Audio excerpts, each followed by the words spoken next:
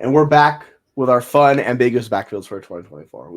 Yesterday we hit up a few good ones. We started out with the ones where we're talking about Cleveland, a few other teams that where everyone really doesn't know what they're doing. Now we're jumping into a few other teams that maybe a little bit lower at ADP, but have just as much question marks. Teams like Pittsburgh, who are you choosing? Teams like Dallas, teams like the Chargers. So we're going to dive into those teams and see which ones you prefer, and if it's a backfield to avoid, if there's player for targeting on this part two of the 2024 ambiguous backfield. So stay with us as we top into it.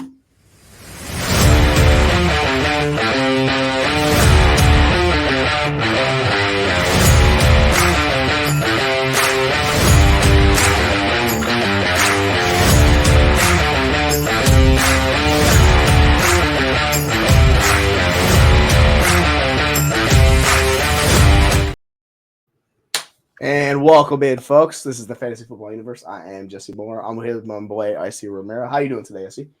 Good, man. Good. Ready to talk some backfields. You mentioned you hit my hot spot there. You said Pittsburgh, and I already know where we're gonna go with this. But I'm not excited to talk some backfields. That's running backs are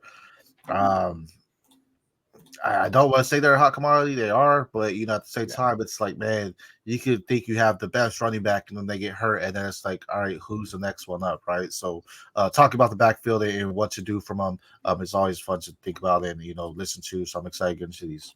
Yeah, I think we could hop right into Pittsburgh because those two running backs in particular, Najee Harris and Mr. Jalen Warren, who's everyone's favorite handcuff, aka 1B, like in fantasy football universe because of his efficiency on film, like stuff like that. But for you, when you're looking at this Pittsburgh backfield, what stands out to you and why are you so bullish on Najee as opposed to Jalen Warren? Because if we're looking at ADP, they're really close. I have Najee. He's picked 69, so he's going significantly earlier. And then if we look at, and I don't know why I can't find him, Jalen Warren, he's picked 85. So it's about a round and a half difference. So are you comfortable spinning pick 69? Sorry, I can't talk. Over pick 85 onto them? Yeah. Man, it really comes down to just the OC change. I think for the past years, the Pittsburgh offense hasn't ran the way they wanted to. They re-signed Mike Tomlin, so we know that's the guy there. And then they brought in Arthur Smith, and we know what Arthur Smith likes to do. He loves to pound the rock. And Najee Harris is the definition of the running back and what Arthur Smith likes. They built up their offensive line this offseason. They brought in weapons to not necessarily stretch the field, so they're not trying to go deep. They didn't bring in really quarterbacks that love to just air it out and stuff, right? And Justin Fields and Russell Wilson. So nothing tells me that they want to pursue it at that level to say, hey, we need a field stretch. I think Jalen Warren's still going to be good. Don't get me wrong. But this is a season where they're going to use Najee Harris. He's just that workhorse back. Again, I've said it multiple times. Contract year. They haven't re-signed him. Will they? I don't know. But if I'm Arthur Smith and he's not holding out, I'm going to say, hey, man, we're going to use you, and we're actually going to run you to the ground. I'm just over-exaggerating, like 300-plus carries. That's not going to happen. But he's going to get there and just make things work, and that's where Najee's going to come in. Now, Warren's still going to play an effect. Don't get me wrong. He's still going to be that annoying little brother, if you will, to Najee Harris and take away some of his work. But I still believe Najee Harris is the RB1 of that team. He's going to be the prime threat, and I think he's still going to get more opportunity in the passing game. I know last year Warren really elevated 61 receptions to Najee's 29. I think that's going to be a little bit closer this year because I think they're going to try to use Najee as much as they can. Arthur Smith does do it well. He had Bijan and Tyler Algier last year in Atlanta.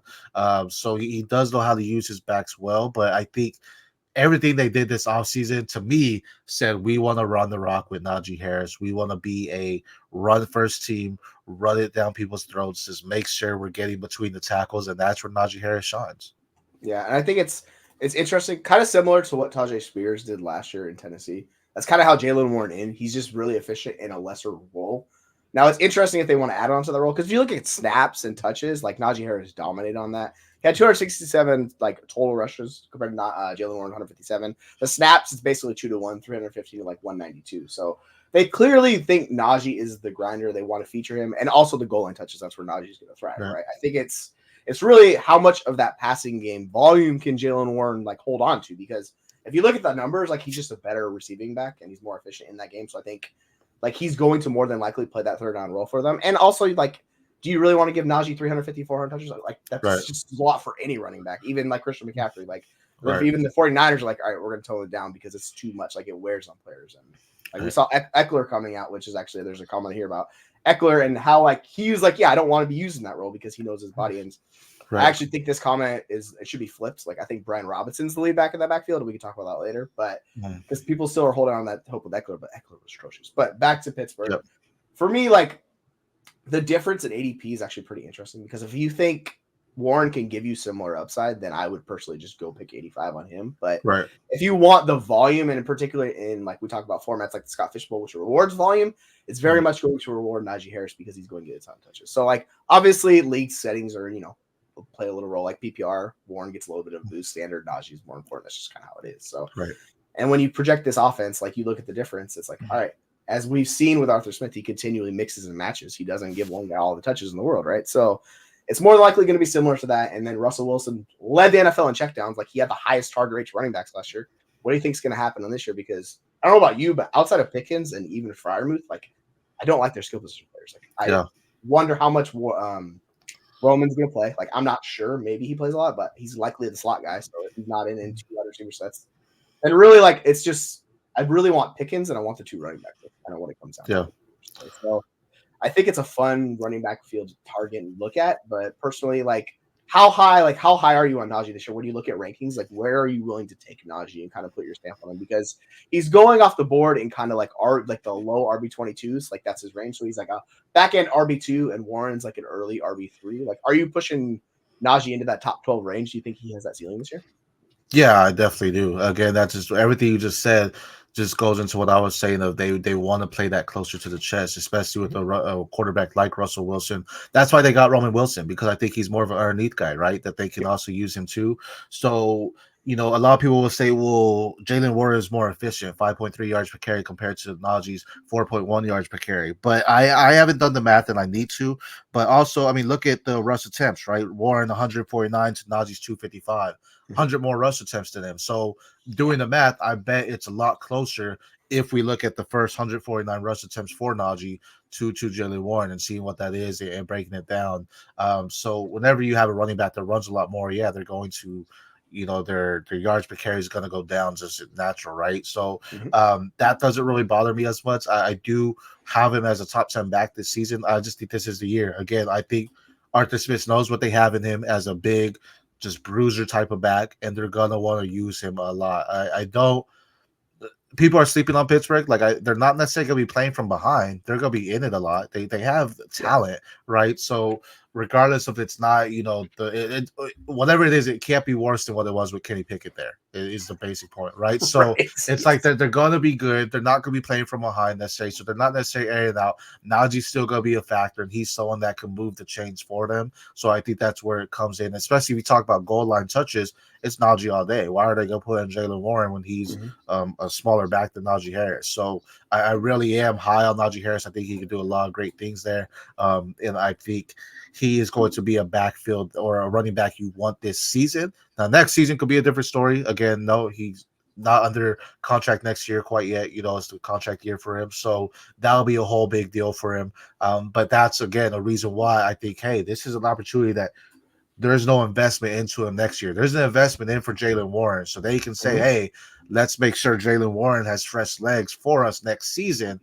So that way we can run Najee and let him go, and then Warren be our back next year. So I really like him. I think he's going to be good things. Don't get me wrong. If you want to get him, get the cuff. I get it. But I think Najee is going to outshine Jalen Warren this season more so than he did last year.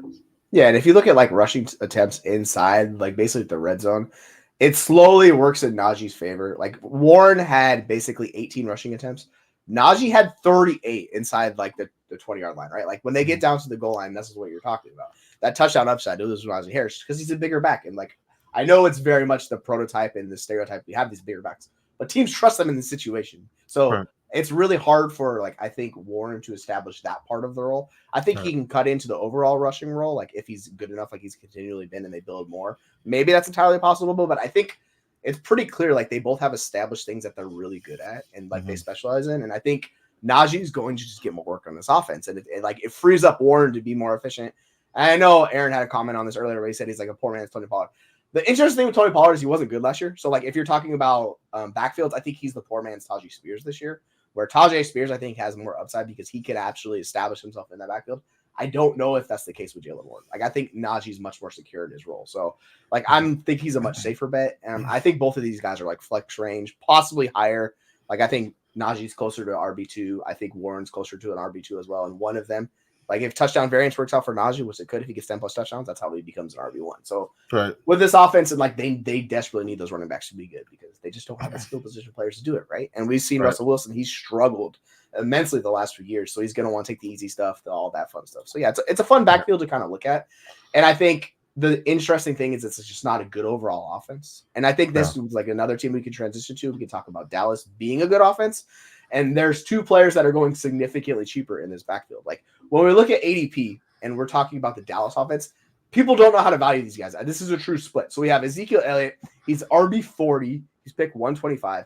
And then we get down to Rico Dwaddle. He's RB48, 147. Now, it's interesting because this is one of the better offenses in the NFL. They were like up there in plays per game, points per game. They do all. This is the kind of offense we want to target. It's just, do you see either one of these guys eventually taking over the lion's share of the work in Dallas? Or do you think it's going to be kind of a split backfield where one could pop off in a week? Or, I mean, maybe, who knows? Maybe Deuce Vaughn steps in and takes a bigger role too, right? Because like, I just don't know how this backfield's going to shake out. What do you like when you look at Dallas? What are kind of things you like about it, and what are things you don't like about it? He likes Zeke going back there because he's just familiar with that offense, right? So you're just like, okay, he could do very, very good there. This backfield in general is just a mess. I don't really want anything from it. I think this is a year that they're going to really step in with Dak as well again and use him and CD to go forward. You have Ferguson there. They brought in Fournette there as well. So as far as backfield, if I were choosing one of them, I think I go Zeke just because I think he's the first clear cut back for them to start. But he's not. He's a bye week filler. Whoever you want is a bye week filler for him. Just because I'm uncertain on what it's gonna do. Because Deuce Vaughn, you mentioned him, very speedy back, very small back, but he could definitely be their satellite back, right? Just a guy that comes around and be the third down back for them and whatever. And then you have Rico and Zeke, going back and forth to be the starting back for them. So that becomes very questionable to me as far as like who do you want. But out of this backfield in general, I don't think it's necessary anyone you want to target. If you're going 0 RB, then you want to try to grab all of them. You don't necessarily want to grab one because come week one, we may be saying Zeke or Rico or Deuce, and then who knows, it could be Malik Davis. You know what I mean? So it's like I really don't want to do anything until I know what's going on here. But most part, I wouldn't take these as your first running back if you're trying to go 0 RB because I just think it's a hot best for them right now. And really, I mean, I think they didn't address the running back this year because they know who's coming out next year. So they know what's going to happen. They have eyes set. They had an opportunity to get Jonathan Brooks. They had an opportunity to get Trey Bench, and they passed on that. I think they have their eyes set on some two pretty dominant backs that are coming out next year, and I think that's why they're waiting. So this year is just kind of a filler. Let's air it out. Let's not really use our run game as much, and we'll see that again coming up from Dak and CD. Yeah, I think it's really interesting because both these guys were very similar. If you look at PFF rushing grade and like their receiving, they were basically doppelgangers, Rico Dowdle and Ezekiel Elliott, which is interesting because Dowdle's younger and Elliott's way older. But like, I think the thing with Elliott is teams trust him. They know like he's dependable, so he's going to get some work. The interesting thing with Dowdle is he has more theoretical upside because he has the juice and some of that fun stuff we talk about. But like, even last year, he couldn't carve out a role. Antonio Pollard was struggling. He was very inefficient. So they really still told us how they felt about Pollard, even in a situation where he was inefficient. He was well below expectation in touchdowns and like yards per carry. He should have been a lot better. He struggled. But the team was like, we don't trust anyone else on this offense. So they had Deuce Vaughn. He couldn't carve out a role. Rico Dowdle did a little bit for them, but you're bringing in Zeke, and it really seems like it's just going to be a hot hand approach. Maybe one guy gets 15 carries one game. The next week he gets 5. So it's going to be like this is the definition of a better and best ball like team to target.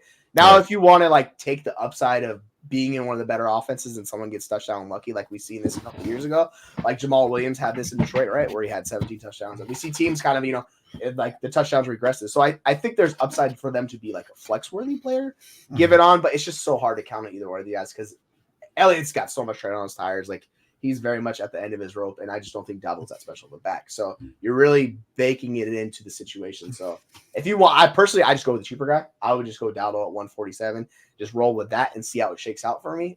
Because like we're kind of looking at this, like how much upside is there in that offense, which is weird because it is one of the best quote unquote like situations for fantasy for a running back to step into if anyone takes on that role. Like Right. they could be a top 5 back, no problem. It's just I don't think either one of those guys is capable of that. So it's kind of one like if you want to take a gamble on one of those guys, go for it. Like there's and hope maybe there's an injury, and I think that's the kind of contingent upside. So if Elliott gets hurt for long term, or if Dabo gets hurt, then they're basically going to be volume plays. And if you're a volume playing an offense, like that's fine. Like we can live with that. But Right. yeah, the Dallas offense is just a weird one. It's not one I'm really like I have a hot take on either way. I'm kind of just like I'll play ADP, see how it goes, and maybe you get lucky because we see this with variance each year. It's a good offense. The offensive line should be improved, but still, like it's not the best blocking offensive line in the world. It's not what it used to be. So it's just an interesting one I kind of keep on the back burner. If you're looking for an RB like 5 or 6, like yeah, sure, throw it out all those guys. I don't think anyone's drafting Deuce Vaughn. I think he'll be on your waivers. And I say his name because if week 1 he has any bit of opportunity, if they involve him in any situation, then I go pick him up after week 1. Not if you have the bench spot. I'm not dropping necessarily some of your guys unless they get hurt or whatever. But if you have the bench spot, I would go target him if they use him in week 1 because that's showing me they have some belief in him. And with this backfield being so messy, he's someone that, like you mentioned, that hot hand. So if you play him in the right week, I think he's very good and he can have some good trade value down the line as well. But that's someone where in this backfield, I think intrigues me the most because he's the most uncertain. But we saw what he did in college and we saw just that little bit of juice he has for being a small guy. He gets, between the tackles because you don't see him. He's super small. What is he?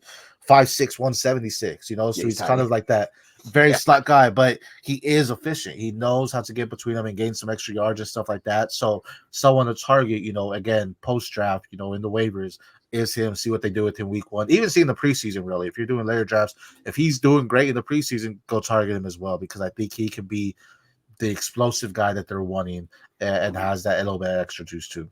Yeah, I think this is like to flip the script on Dynasty.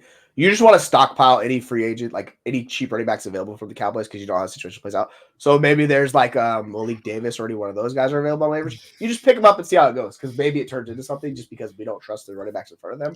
And we see this all the time. Guys pop off in the season if they get hot. They trust the coaches. This is how they earn a role. Like you're saying, like Deuce Vaughn's another guy. He was really bad last year, which is like kind of crazy because when you looked at him in college, he's one of the most efficient backs in college. And it's just maybe it was a year adjustment and it just didn't work out. So hopefully we see more of like what we saw in college for Deuce Vaughn because he was an awesome player in college. Like if he was a traditional size of like a regular running back, like he would have been a monster. But this is the small thing with small backs. Sometimes it doesn't work out. So I think it's an interesting backfield. We can kind of like, I guess we'll transition to the Chargers backfield, which is another backfield people have no idea how to treat. You look at ADP, Gus Edwards is going off the board the most. And I think it's actually pretty interesting because you look at it and people are still drafting J.K. Dobbins as if he's going to be something. So that's the weird thing for me. Like I look at ADP and I see Gus Edwards. He's at RB41. J.K. Dobbins is right there with him. He's actually, so the fun thing that just happened this last week, Kamani Vidal actually passed him at ADP. So he's RB50, Kamani Vidal, and then J.K. Dobbins is RB52. So they're all within basically 30 picks of each other. When we know that Greg Roman and Harbaugh want to establish run nonstop with this offense, like that's what they've been talking about. They basically engineered this team to basically just grind you to death because I know we saw Greg Roman talking about running through a brick wall back in 2013. They asked him that this year. He said basically the exact same quote 10 years later. And it's like, all right, this guy hasn't learned anything. He's just going to keep grinding the ball. So yeah, when you're looking at this offense, are you willing to pay the price for Gus Edwards? Do you think he's going to be the guy? Does J.K. Dobbins have a similar to, or are you maybe taking the dart on Kamani Vidal, the young 6th round late pick who basically has theoretical upside to be something else? So like, where do you kind of sit on this Chargers offense? I want everyone in this backfield because I don't know. It's going to be Gus, right? And the reason being they brought their OC, right? So for Gus Edwards and J.K. Dobbins, they know the offense that Greg Roman runs. They brought them over from Baltimore, and he actually brought them over, saying, hey, go get our running backs. Gus Edwards is going to be the guy starting week 1. Don't get me wrong. He's going to be the guy that they use. He knows how to run a system. He's going to be in there. Recently, they talked about Kamani Vidal and said, have you seen this guy run? He's a bowling ball that knows how to get yards after the catch. He knows how to get, or yards after contact, excuse me. He knows how to evade defenders. He knows how to do everything between the tackles and outside. Kamani Vidal, 5'8", 215. The new head coach in LA for the Chargers, Harbaugh, his old running back that took the nation by storm, 5'8", 210. I've been pounding, like you're saying, Vidal sees. I've been pounding Vidal, and one thing my guy Nino, shout out Nino in the CFB Nation, he always says, don't scout the helmet, scout the talent. People probably didn't scout Vidal because he went to Troy. So they're like, it's not a Power 4 school. We're not going to look at them.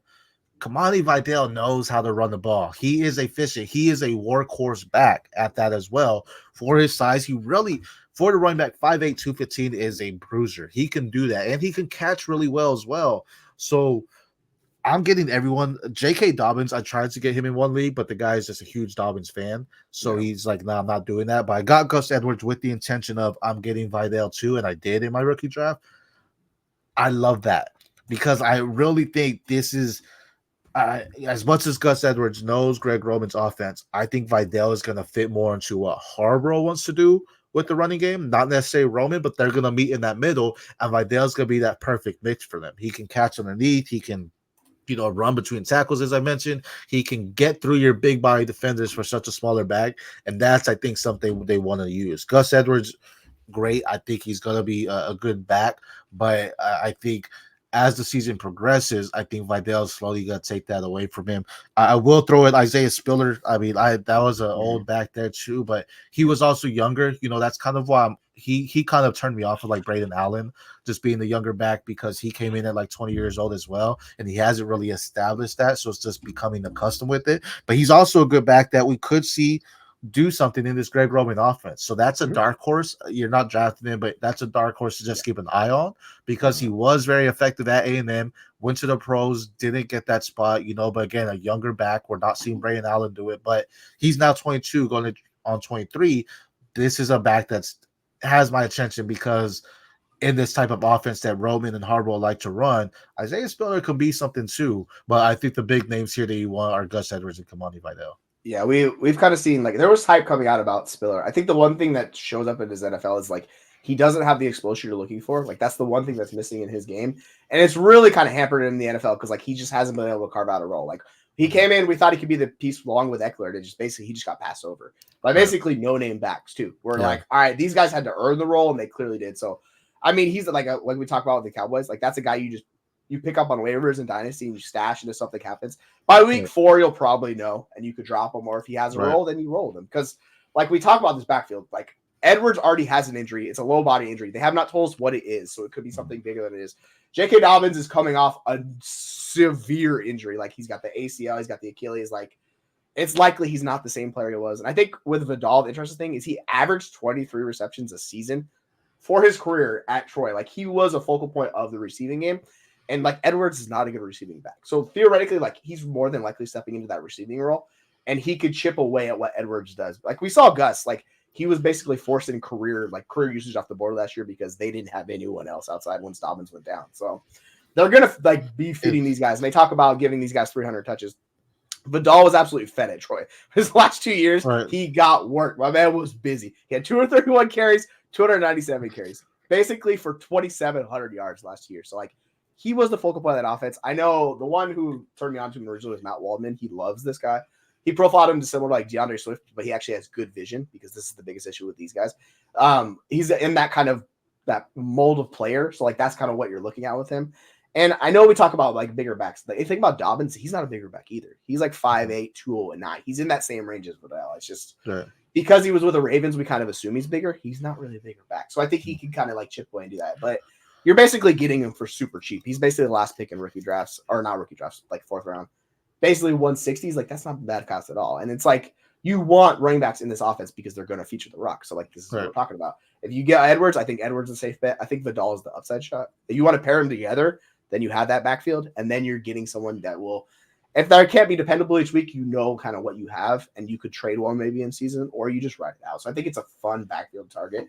I'm at like freaking 60% Vidal. Like, he's always falling to me in the 3rd or 4th round, and I'm like, dude, why the hell not? Like, this is similar to Tyrone Tracy. Like, you want these guys in situations where they might flame out in year 1, but if they hit, like, you have something there and it could work out. And I know Aaron's been big on Vidal this entire offseason, and like, I kind of stole him as my sleeper from him. So sorry, Aaron, but like, that's his guy. So I was like, yeah, dude, like, it makes perfect sense. You ran into the perfect situation. You just want these guys in the backfield, as opposed to Dallas. Like, we more trust the running backs in the good situation. If like these backs were in Dallas, I would be hyping them up in Dallas too. I just don't trust the Dallas running back. So I think this one, target as many all of these guys you can, like you talked about, even the guys that are free. Just stockpile Yeah. these guys on their team.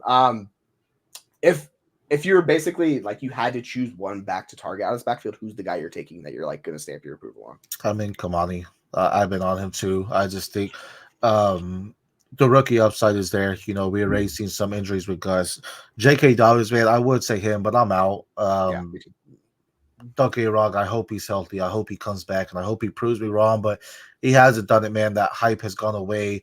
The love for it has gone away. I just want him to be healthy and enjoy his life at this point. Not necessarily continue to injure his body. But if he's there, awesome. Because he's definitely, I guess you could say, a dark horse because he's been injured. Mhm. But definitely Kamani Vidal. Austin Eckler came out recently, said they wanted a guy that could run the ball 300 times, and that's just not my game. Yep. Vidal's that guy. Yeah, Vidal can do that. yes. So. Again, with a low investment on him, with the draft stock that they got on him, he's someone they could use. And if I'm not saying he's the future dynasty back you want, but I think for 2024, I think it is. Again, next year's running back class is amazing. It's gonna be what this year's wide receiver class was, so they could definitely reassess it there. But for 2024, I think Vidal is the back you want in LA. Hey Ken, thanks for joining us. Appreciate you hopping in for the comment. Welcome in. Yeah, Ken. I think that's the way I'm looking at it too. I think that if we're targeting back, I'm going to take the cheapest guy who I think has the best upside to play a three down role because that's not Gus Edwards either. So like he's not going to be a 3 down role. He's going to be a grinder in that offense. So like I think he's like the ceilings of it all for sure. Let's go to because we kind of want to talk about the Broncos a little bit. This backfield is an absolute mess. I know, like they were like I see Cecil Lammy had a post where he was like, "Is freaking Javonte even going to make the team?" And I thought that was a little hot takey. Like I think he's good enough to make the team just because Estime is dealing with an injury. But they have Jaleel McLaughlin. They also have Blake Watson, who's basically an undrafted free agent. Like they have all of these guys with potential. With the Bo Nix offense, who loves to check down, there's going to be targets there. This is what Sean Payton has always done in his offense. He's featured his running backs to get targets. My whole issue is I don't see one guy significantly carving out a big role in this offense, so I don't know how to treat it. And I know Derek Brown's been hyping up Jaleel McLaughlin nonstop. Like I think he's kind of going to be the joker in their offense. When you're looking at the Broncos offense, who does anyone stand out to you, or are you kind of just like just give me all of them and see how it shakes out? This is also a gross one. Javonte, though, I think people are it's the off season, so people are saying crazy stuff. Javonte's gonna be their guy week 1. I think that's gonna be Jaleel McLaughlin did great. He was actually a guy, you target laid off waivers last year. I think that's gonna be a guy. They brought in Audric Estime, who could easily take over Javonte's role if he shows a little bit more juice. Estime was a little bit slower to me when I saw his tape making the cuts. He's still a good back and run between tackles as well. Blake Watson, I've been saying him. That's been one of my sleeper guys. Got undrafted. He didn't get invited to the NFL Combine, so I don't know if scouts were heavy on him or because he didn't get invited, whatever it is. This kid was a workhorse back out at Memphis as well. Memphis produces some great running backs too. They have a plethora of running backs in the NFL. And Watson is the next one. Watson can receive. He can run the ball. He's gotten the many carries to be the workhorse back. Reason why I say Blake Watson, and this could be more Jaleel McLaughlin too, but reason why I say Blake Watson is because we saw what Bo Nix was able to do with Bucky Irving in Oregon. Yep. And I think this is really the type of offense they want to run to make sure Bo Nix finds success. So similar to Pittsburgh, they're not really looking to stretch the ball or anything. They're not really looking to do any of that kind of stuff. They have some wide receivers in Troy Franklin, even Marvin Mims, that can get yards after the catch. So they want to play it closer, and then comes Watson as well. So I really love the check down from Bo Nix because he will do that. We saw him do it with Bucky Irving in Oregon. Blake Watson could step into that role and be their guy.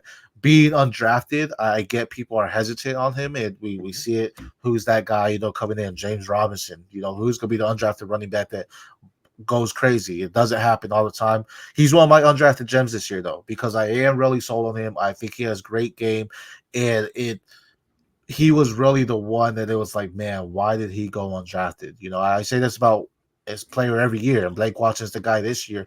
Why was he undrafted? Just where teams not watching his game, because if they saw it, they saw he did work. Was it just because he wasn't invited to NFL Combine, so they weren't aware of what he was doing at the 40 or see it firsthand? Whatever it may be, I don't know. But when it comes to it, if I'm ranking on who I'd rather take the value of Blake Watson, because you're probably getting him super late. And in startups, you're undrafted probably. Javonte's probably going the first. I'm not mad at taking Javonte, but again, they have a deep backfield here where all of I could see each one of their running backs becoming relevant. So it's really a sense of if I'm taking that dart throw, it's Washington just because he has the most upside to me. Estime, I feel we're not talking a lot about Estime. I think he's a back that can again take over Javante's role. And really, Estime and Watson are what Javante and McLaughlin are. There's the two similar backs there. But McLaughlin's nice too. I know Peyton's there. I know it's a very tough backfield to do. I'll probably pass on Javante for someone else.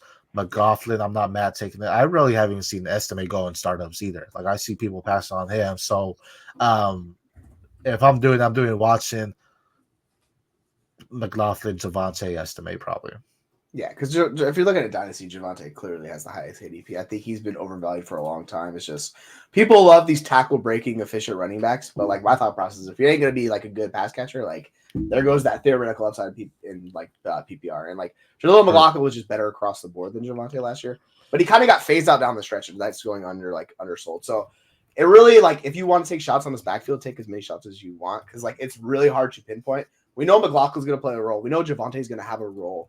And then if Estime is good, he can cut into Javante's role. And then you have Blake Watson too, right? It's really hard to see anyone being a significant like impact player in that offense, particularly with it being one of the lesser offenses in the NFL of what we expect. Like the defense is kind of regressing, so maybe there's some upside on that. But yeah, so I think that's all kind of like it's for me. It's just like like I'm more or less avoiding it. If you want to take Javante or you want to take Jaleel or like Blake Watson, you're talking about, like I'm fine with that. I have no issues. They're basically free to draft outside of Javante. And Javante, he had a pretty significant injury a couple years back too. And when he came back last year, you saw that he lost that extra step. So that's where the worrisome comes in. And sometimes it takes that year for that wear and tear to play in on the running backs, right? So this may be a down year for him as well. He's definitely a buy low if you can, because if people are worried, I would go get him because again, I think he is the guy week 1. But I don't think he's your guy. You like again 0 RB. I don't think you want to grab him for your RB1. It just doesn't make sense. I don't think he's going to be one of those guys. So with that, I just feel they're gonna do more than just try to run between the tackles. They're gonna try to get them involved in the passing game. Just do quick short routes and immediate routes for them, and that's where McLaughlin and Blake Watson come into play. Yeah, I get it. Like it's kind of like what you're talking about. I'm totally fine with that. With that note, we can like we'll touch base and like we'll let you get out of here because I know you got to head out. So, why don't you let people know like where they can find any more of your content and fun stuff like that? You got anything coming out this week? Yeah, man. So at the PPR, so on X, you know what it is. We got Devi stuff. You can watch the Devi Dashes on YouTube, where I just do a quick film study on some Devi prospects. Devi Diamond coming out, I believe, this Friday is Raheem Sanders. Transfer running back going to South Carolina now. So that's gonna be a very interesting, moving from Arkansas and what people should do with him. And then another Devi Dash coming out this Thursday. That's gonna be my biggest thing on the fantasy football universe is where we're going at. Awesome, man. Yeah, I appreciate you stopping by. Well, I always love it when you join this, because you're busy, man. You got all your fun stuff you're doing. So, yeah, I look forward to seeing when you drop those. I always check them out. So, everybody check out the Devi Dash. But, yeah, thanks for stopping in, SC, and we'll talk to you soon, man. Yeah, sure, bro. All right, see you, bro. What I want to talk about is one other backfield, and that is Washington, because I know we had a comment about it, and I wasn't going to talk about it, but I think it's really interesting with the Washington backfield in particular, with the ADP of these guys, with when you're talking about basically Eckler, and then you're talking about Brian Robinson. So if we go to the ADP for these two offenses, right, they're very close together, and Eckler's actually going above Brian Robinson, which really doesn't make a lot of sense because I know he's been this stud back for the past like 4 or 5 years before last year. But dude, Brian Robinson saw the work and he was a good back in that backfield. So like if we look at basically PFF grades across the board, Brian Robinson was absolutely better than Austin Eckler in every category. He's better at rush grade. He's better in receiving grade. He's better in overall grade. So it's kind of weird. And then we look at like basically stats outside that. Missed tackles force, he was better. Yards after contact on attempt, he was better. Breakaway run rate, he was better than Austin Eckler. And if you want to say it's the injury, like I get it, but Eckler is reaching that age curve where he could be on the decline. So if you're really worried about this offense, I'm not. I think Brian Robinson is going to get the majority of the work, and Eckler's going to kind of spell him. And with my thought process with Eckler, I need to see it again. Like maybe last year was just a bad thing, but we saw this with Dalvin Cook the year before. Like Dalvin Cook still had 5th round startup value. People were like, "Oh, it's just a bad year." He gets cut. He goes to the Jets and he's abysmal. When running backs kind of lose it, like he kind of have, it's really hard for them to basically could like stop that trend and buck the forward going up forward. Now you can say the Washington situation's better, but like I don't know if it is. The interesting thing with the Chargers is like they were so dependent on Keenan Allen and Austin Eckler, they just had no speed. They literally had no speed. So the offense was just so stagnant with those guys being the focal point of the offenses. Now, Eckler did get tested. He actually did have a lot of speed for the injury. So you could say the injury is a lot of that because he was down. I know we always bring up the 13 miles per hour, but he got tested. He was pushing 19, 20 miles an hour. That's fine for a running back. That's not slow. Like, but towards where he was towards the end of the year, he was dealing with that injury, the high ankle sprain and everything along with it. It was a rough year. The efficiency was not there. So personally, I would much rather get Brian Robinson at cost. Like, I think their ADP should be flipped and Brian Robinson should be going ahead of him. Now, if you want to say, like, you could push him up, like, I'd take Brian Robinson ahead of Javonte. I think it's an interesting discussion with James Conner, Zach Moss, and Jalen Warren in that range in RB 24, 25, 26. That's where I'm putting Brian Robinson. I'm putting them right above him because Zamir White's going to RB 23. Ain't no way in hell I'm taking Zamir White. That's such a sucker bet. The Zamir White bet, because people think he's going to get, like, all the volume and be efficient, and because he had a small sample size. By the way, small sample sizes are a trap, my friends. I get it. But the thing is, like, the thing with it, he's like Robinson, he was better than Eckler, right? And they know the scheme and how they want to. You could say they brought in Eckler, but Eckler didn't sign for peanuts. Like, that's the thing. Like, what it was is like they needed somebody else in that backfield, and they were just sick and tired of Gibson, like the staff was, and it's like they brought in a new coaching staff, all this fun stuff. Yeah, like so 150s, that's way cheaper. Like I'm looking at Fantasy Pros ADPs right now, and that's what I'm doing on half PPR. Like they're basically picked 95 and 100, so like they're going way cheaper. I'm assuming it's maybe a super flex draft or something, Aaron, because that would make a little bit more sense. If we're going off of one QB, like they're going way earlier than that. If you want to go Eckler, like I get it. I just every time I see those signs from an older running back where they start aging, and you see the efficiency just falls off a cliff. That's what terrifies me. And I get Dalvin Cook vibes from 2022 to 2023, which I'm getting with Eckler from 2023 to 2024. Now, I hope I'm to be wrong because Eckler is one of the biggest like supporters of fantasy football. He's been one of the best backs like in the NFL for that. So maybe he comes in, he carves out a role, breeds Brian Robinson. But the thing is, like, Brian Robinson got shot in the leg last year, and he was doing, like, we forget about this, right? He got shot in the leg, came back, and he was like, hey, guess what? I'm a solid NFL back. And I know we kind of like taunt him because he's not super athletic or whatever. But like certain guys are just good being NFL backs, and that's why he got drafted, because they're like, oh, he has the Alabama pedigree. I'm like, no, he's better than that. I think he's just a complete NFL back. Now, I'm not saying he's elite or anything like that. No, that's not what I'm saying. But yeah. So yeah. I get it. Like the weird thing with Brian Robinson is people are like, yeah, sorry, that's my fault. It was 2 years ago. You're right. The weird thing with Brian Robinson is people still hold like for some reason, like we just think he's bad. But if you look at his efficiency and like stuff over the course of his time, he's just been solid NFL back. Like, and he's gonna get like the shot. So like first guy out of the gate, he's gonna get the shot, and Eckler's gonna have to prove it. That's the thing, because the team doesn't have a lot of cachet invested in Eckler. Like it's basically a 1-year deal for cheap. So really, Eckler needs to show out to take over the role, and that could happen. Like we've seen it year in and year out. But personally, like I would just go Robinson. I think he's a lot safer, and I think he has more upside than Eckler does in that offense. Now, if you want to say it's the Cliff Kingsbury offense, those quarterbacks check down a lot. Like I don't think Jaden Daniels is going to check down a lot because he's going to scramble a ton, and that's kind of the other upside that I think I'm talking about with Jaden Daniels is like his scrambles like rate is through the roof. So you do wonder how often he's going to check down. We kind of see this with Jalen Hurts, and like why I'm a little bit lower on Saquon. Like similar, like he just checks down. He scrambles even more. So yeah, I think that's theoretically what it is. Particularly, we got the hype with Brandon Ayuk. If they give Brandon Ayuk like his Jane Daniels QB1, RB1, it's him in that offense. He might take some of the rushing attempts. He's similar to Lamar. He's not a big back, so I do wonder if they're going to use him in the goal line situations. That's the whole question, because he's frail. Like he's pretty thin for a QB.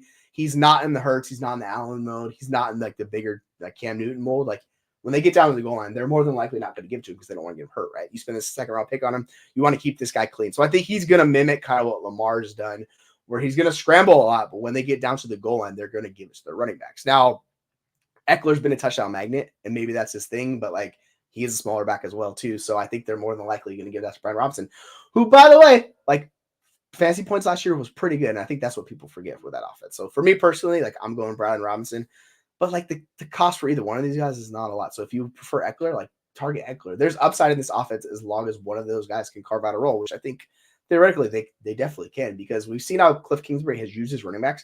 He will absolutely feature those running backs. We've seen it with James Conner in years past. We saw it with freaking Kenyon Drake in Arizona a couple of years ago. People forget that. He was an RB1.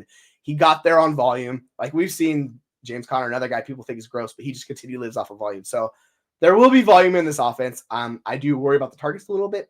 We'll see. We'll see how that translates, because, I mean, we did this with Kyler, right? And Kyler absolutely is willing to check it down. Even though he does scramble, he's one of the few mobile quarterbacks who does that. So if Jaden Daniels can kind of buck the trend and follow the Kyler path, then yeah, I'll be a little bit more excited for the pass catch on this offense. But until that, I kind of want to see, because we saw this with Jaden Daniels. He was like, first read, like, I'm gone, dude. Like, I ain't doing this. So, like, I don't know how many checkdowns are going to be in that offense. And when you look at projections, yeah, I don't have them projected for a lot of stats there. So, like, if I go to the running backs of what I did for projections, like, it's pretty low for these guys on target. So, personally, I just think it's Brian Robinson's backfield. I have him, like, pushing well over 200 rushing attempts. The interesting thing for the receptions is, like, I think he'll probably get over 20. And then Eckler's going to carve out a little bit of a role in that offense too, where he gets, like, about the same amount. So when you look at the offense, it's all about how you do the projections in this backfield. So for me personally, Brian Robinson. So kind of reflecting back on our Ambiguous backfields, what we have with these teams is Pittsburgh. Like, we like both these guys at cost. I'm more of a Warren guy. SC loves himself some Najee. So Najee's similar to Brian Robinson, and, like, he's kind of that type of player too. Like, they could handle a ton of volume. Now, I think theoretically, like, the upside's a little bit higher with Brian Robinson myself personally, just because I think those guys are going to split. But overall, yeah. And then we get Dallas, an offense that's kind of just, it's kind of treacherous offense to invest in for the running backs. You kind of just want to take your shots with those backfields. You accumulate as many guys as you can get and see who steps forward. We know there's going to be volume in that offense. We just don't think they're very good. So, like, you can get someone to play. The Chargers, we all love Kamani Vidal. I think Edwards and Kamani Vidal is the perfect backfield to kind of just grab both guys, lock in that, not really going J.K. Dobbins that cost. Broncos, it's a mystery bag, man. Like, good luck figuring out that offense. That one, I'm just kind of avoiding personally. I know it's an ambiguous backfield, and it's the ones we usually want to target. I just don't see anyone stepping forward. Javonte, Jaleel seem like the clear-cut guys to get in that offense. But if you want to throw a shot on Blake Watson, see if it works out, similar to what we're doing with Kamani Vidal, I just think there's an easier path for Kamani Vidal to get volume, because it's really crowded. And we talk about, like, Audric Estime. Like, we haven't seen much about him because he's been dealing with injury. If he gets healthy, like, how much of a stampede is he for Watson? Does he come into some of Javonte's work? And then there's Jaleel. So it just seems like everybody kind of has established role. We don't know how it's going to go. There are a couple other backfields we could touch upon. I think, like we talked about with the Raiders, the Vikings, those ones are a little bit more interesting. Yeah, like we talked about this yesterday, Aaron. You missed the fun show. Jeremy's not a big fan of Jerome Ford. He doesn't think he's good. I think he's a fine bet to take. Or him and D'Onta Foreman. I think both of those guys, they have the established roles similar to what we talk about. Like, I think when we get D'Onta Foreman, he's going to be the grinder. He's going to be the goal line back of that offense. Ford's going to be the pass catcher, because Foreman's never had more than 16 targets in the season. Ford's a decent pass catcher in that offense. Neither one of these guys were super efficient, but Ford was better than Foreman last year. We'll see how that works out in a year in the scheme. I just don't trust Nick Chubb. Like, similar to J.K. Dobbins, I don't want to bet on these guys coming off these significant injuries, particularly multiple significant injuries in their career. So I'm going to target the other guys, especially when those guys have the highest ADP. Like Nick Chubb, the ADP is way too high. J.K. Dobbins, like, his ADP is finally falling, but still, I'd rather bet on guys that are healthy, that I don't have to deal with injury, because we've seen this with running backs, and we saw this with Eckler last year. Once he got hurt, the efficiency fell off a cliff. So I think Ford and Foreman are, like, another good backfield. You target both of those guys and then roll with that. That's kind of going to wrap it up for this episode of our Ambiguous backfields. What we're going to talk about later on in the week is kind of the rookie running backs. We're either targeting or fading in kind of similar situations. So we'll talk about Jonathan Brooks. We'll talk about Trey Benson. We'll talk about Marshawn Lloyd. These guys that have a path to playing significant time in year one, and see how big of an impact they can have on the incumbent starters, right? We have Jacobs in Green Bay. We have, Chuba Hubbard. We have, Miles Sanders, if he's still there, if they end up cutting Miles Sanders, because, oh boy, Miles Sanders sucks. And then we kind of, and we can also, we'll focus on Zamir White with Dylan Lobby, who is kind of the guy that's going under the radar, but he is likely going to carve out a third down role, and we'll see how that works for him. And obviously you could tell him I was a Zamir White guy, but they still have Alexander Madison. It's just kind of another offense where it's as big as you can get. Because you look at ADP, like Zamir White has the highest ADP, but, like, is he really going to get all that volume? I guess we'll see. So stay tuned. We'll be bringing that to you guys next week. So I appreciate y'all stopping into our Ambiguous Backfields Part 2. We're going to be dropping more content throughout the rest of the week. We're going to be doing the Rainbow Bowl. We're going to be doing that. We're going to be doing a giveaway for that. We're going to be doing a Water Bowl giveaway. We're going to be doing all sorts of fun stuff as we build up into the season. So stay with us the rest of this week. I appreciate y'all stopping by, and follow us on X, follow us on YouTube, and TikTok, Twitter, all the fun places. So make sure you like and subscribe. Appreciate all you guys showing us, and take care, folks.